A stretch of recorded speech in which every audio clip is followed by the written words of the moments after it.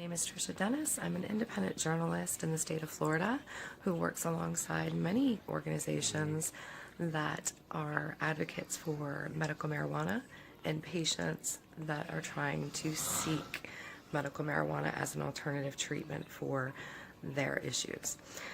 In a recent interview with Pete Crotty, who is running for District 3, there were some comments made by David Seigel. In the interview, and I don't want to misquote, so I will go ahead and post that link in this video. But in the video, David proceeds to say how children should start being drug tested randomly between the ages of 13 and 14 to prevent opioid crisis. What? That being said, Pete Crotty, who is running for District 3, sat there not denying anything, but instead nodding an agreeance.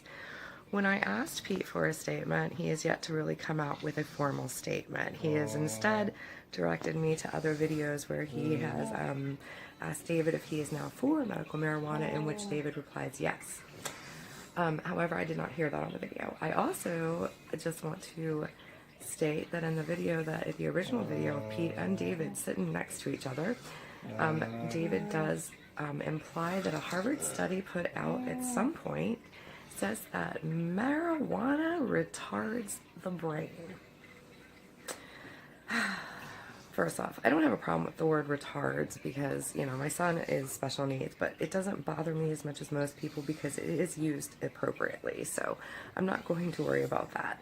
However, I looked extensively and even called Harvard and asked for them to look for a study saying that there was any kind of research that ever showed marijuana retards the brain.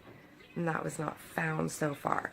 I'm still waiting for more phone calls back from Harvard, but so far we have not been able to find anything in any keyword search that states that.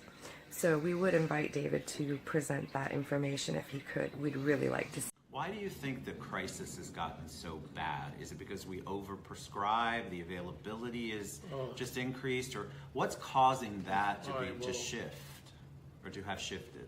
It all starts when the kids are 14, 15 years old and they start experimenting with marijuana. And from that, they end up overdosing on heroin, fentanyl. I'm telling you, we're never going to end this if we don't start drug testing in middle schools, because the fear of getting caught will keep kids from starting. The best thing that a parent could do takes tough love. Best thing would be drug test. When your kids get to be 14, 15 and up, drug test. There's an antidote against fentanyl and against heroin and against prescription drugs called naloxone. The most popular form now is called Narcan nasal spray, and it's actually, I carry it to show people. This is what Narcan nasal spray looks like. 65,000 people that died last year from a drug overdose. Every one of them, every single one, could have been saved if they had known about naloxone. Right. That's what the police are carrying. We got a law passed in Congress 2 years ago that provides money for every policeman in the country to carry it. What's an example of an opioid? What pill is it that they're taking? What are they being prescribed, and what for? So people can hear the common name of it. Percocet, like Xanax, Adderall. These are all opioids. Those are all opioids. Okay. I've gone to jail with Pete Crotty and talked to convicts. And I want to tell you, I was part of the heroin task force, Orange County Heroin Task Force.